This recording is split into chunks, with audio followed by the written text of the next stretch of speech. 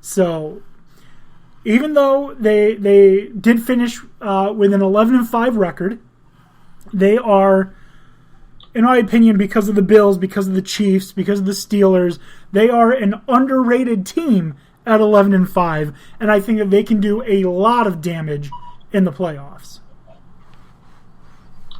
I think that they could too. I'm actually going to go with this being a revenge game for Lamar because they're going to remember last year the disappointment that led to their season and how good his season was. What they need to do is they need to run up the score and they need to run it up early. If I was them, I'd take the ball off the kick, try and score. Or the more you put it into Tannehill's hands and take it out of Henry's, the better chance you have to win. Not to mention, I think that they are going to sell out to try and stop the run, and they'll be willing to give up some plays over the top just to be able to make sure that they keep Derrick Henry from doing what Derrick Henry can so easily do to so many teams. And I just think it's going to be it's going to be one game where Lamar shows out for. So I'm actually expecting the Ravens to actually pull their upset here to basically do what was done to them last year. All right, Dan Beebe, what are your thoughts on the game? I think it's definitely going to be close. It'll be a lot of back and forth offense, but I think it's going to be Tennessee by probably like 3 if it doesn't go to overtime. Okay. It's going to be good.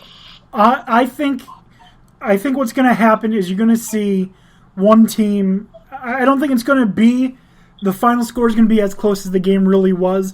I think you're going to see like a one-score game and a team be desperate and end up having a turnover, making a mistake that allows it to extend to a double-digit win. I do think Tennessee ends up winning this game.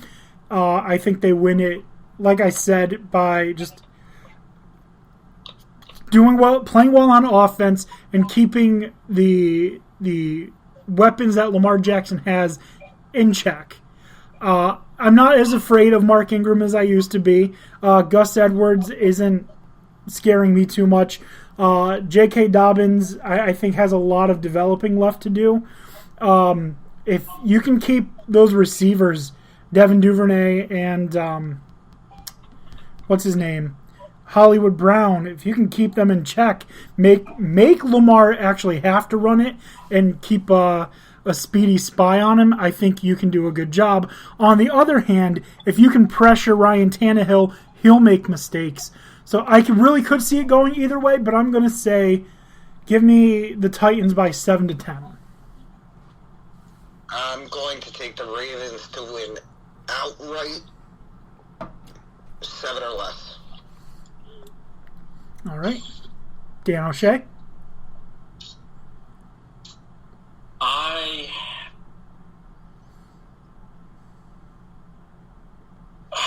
Oh man, I think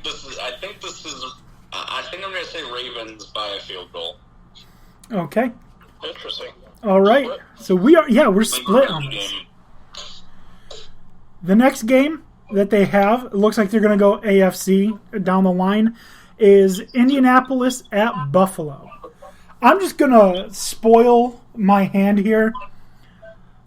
Just from what I've seen this season, I expect Buffalo to be playing in the AFC Championship game. I really do. I'm going to agree with you right now.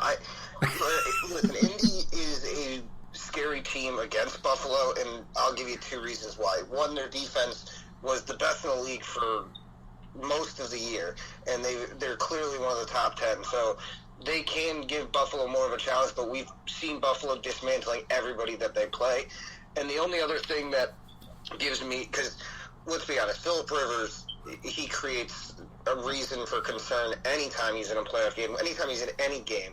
But the way Jonathan Taylor's come on, if they can keep the ball out of Stephon Diggs and Josh Allen's hands, you're going to have to play good defense, and you're going to have to do that if you have any hope to beat the Bills. But if the Bills start running up the score, Rivers is going to make some mistakes.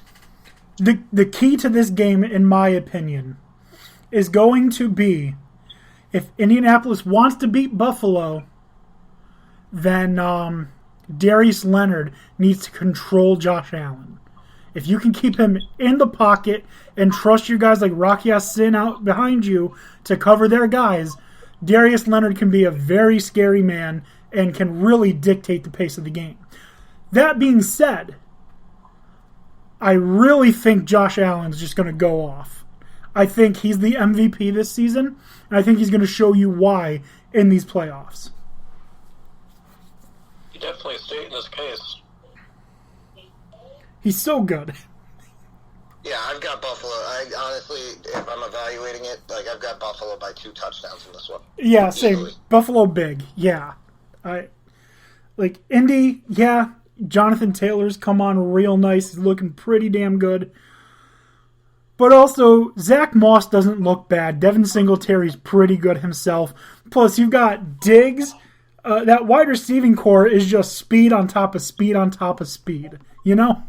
Indy really needs to get their quarterback of the future, and then they are trending in the right direction to be a problem in the future. Yeah. But it's not there yet. Well, they think he might be there. They think it's Jacob Eason. They think he can be a really good quarterback. Letting him sit behind Phillip Rivers is a benefit to him. I don't know if that's going to really be the answer, Jacob Eason. But I know that if I need a guy for my quarterback of the future to sit behind, Phillip Rivers is a good guy to have him watch. Yeah, I mean, it's not bad. I mean, we'll see if that's really the direction they go, but they're a good team. Just they're not there yet, and it seems almost impossible to stop this Buffalo team right now. All right, Dan O'Shea, Dan Beebe, thoughts? Well, I think we'll save the Bills fan for last. I'm sure I'll obviously be unbiased. I gotta say I favor the Bills. A few weeks ago, it probably would have been by more, but I do think Jonathan Taylor seems to have found his game and is going to be very, very difficult to contain. If the Bills contain Taylor, I think they easily win it. Their offense is very good, is going to score.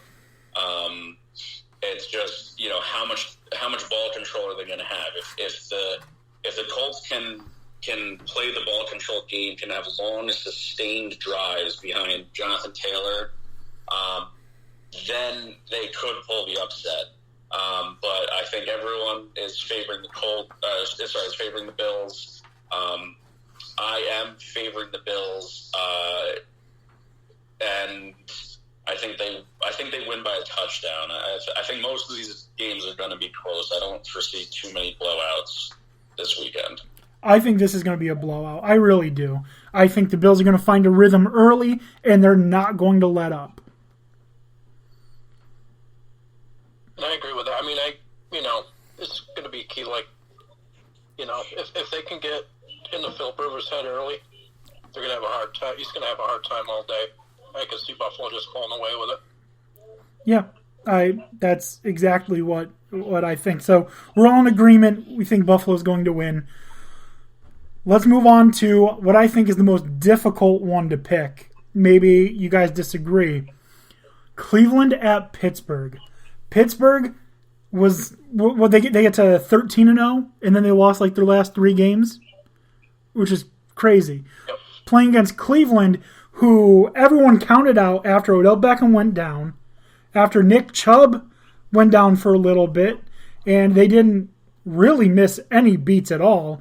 In fact, they're finding like every unknown wide receiver is catching passes for the Browns. I mean, we saw a Donovan Peoples-Jones sighting quite a few times in the past few weeks.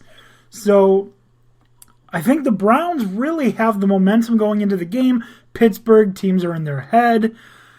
I really think Cleveland wins it. Really close. I do think it's very close. And I know the Steelers really had nothing to play for. But I really do think the Browns win this game. I could see it being Actually, close. I'm entitled to agree with you. I think it's going to be close. I think this is going to be a dogfight where it's going to go back and forth. There's going to be big stops. This seems like a game that can be decided by one big play, or the way that Baker Mayfield's commanding this offense right now, you don't really want to give him the ball with a chance, with the game on the line, with him the way he's playing. And if the Steelers are in that kind of dogfight and Baker has it on the last drive, they're in trouble. I don't think it's going to be a touchdown game, but I favor the Browns in this one. I think that this is going to be the game, in my opinion, where Myles Garrett solidifies himself as a bona fide star. He needs that kind of game if the Browns are going to win, and I think he's going to just decimate that offensive line. I got to disagree with you guys entirely. I think the Browns are going to get shown the door. And I don't think it's going to be that close. I don't know if it'll be a blowout, but the Browns were barely able to beat the backups for the Steelers a week ago. I don't foresee them suddenly being able to go toe-to-toe. You know, their other matchup this season, the Steelers stomped on them. Obviously, they've found more of a rhythm since then. But I just don't see them with a path to victory in this game at all. All right. And you're entitled to your wrong opinion, but okay. And Dan Beebe, I just don't have any belief in the Steelers. I think that, they started off so hot, but I didn't think that they were anything special to begin with, and the way that they've been playing recently, I can't get behind them right now. I mean, honestly, for me, really what it boils down to is I don't trust Juju to make a catch. I don't trust Chase Claypool to make a catch. I don't trust their running situation. So, like, what really is there for the Steelers to just dominate the Browns? I just don't see it. Do I see the Steelers winning? Sure. Do I think it's going to be dominant? I don't trust the receiving core. So, no, I don't. Right. I was going to say that, too. I mean, I definitely see it being close as a division matchup, and, Pittsburgh did start hot, but they've since cooled off. They're vulnerable. There's really nobody on Pittsburgh that really, stands out and says, wow. So I think the Browns have a good shot at it. All right. So let's move on now to the NFC. The first game that they have listed for NFC is Los Angeles Rams at the Seattle Seahawks. This should be a fun game. It's always good when you get to see a guy like Russell Wilson against a guy like Aaron Donald. I love it. Like that. I love that they're in the same division because we get to see that twice a year at least. I love it. Jared Goff is coming off surgery, but they're saying he's going to start. Oh, did they say that? I didn't see that. Okay, yeah. That's interesting. Yep. So I don't know how good he's going to be. At least they said they expect that he's going to start. I don't know. I'm trying to think of reasons why I think the Rams could win. I'm just not seeing a path to victory for them. I think the Seahawks win it. I do. They've got DK Metcalf, and that's really all you need. I don't know. To me, they have the Rams are way too inconsistent this year and way too sporadic of what team you're going to get for me to have faith in them. I think they could play it to a close game, and if they can keep it close, they might have a chance of winning. But I can't see it. It's Seahawks by a touchdown or more. I think it's Seattle by a couple touchdowns. Ooh. I mean that's not implausible. And Dan O'Shea, you gonna make it unanimous?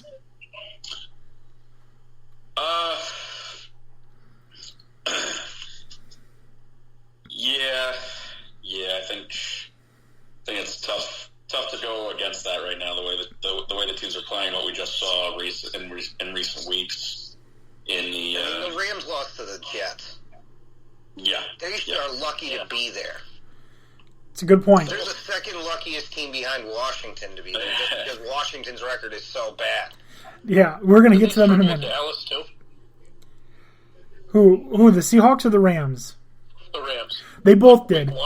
They both did. They needed Jalen Ramsey's bullshit offensive pass interference call to end that game.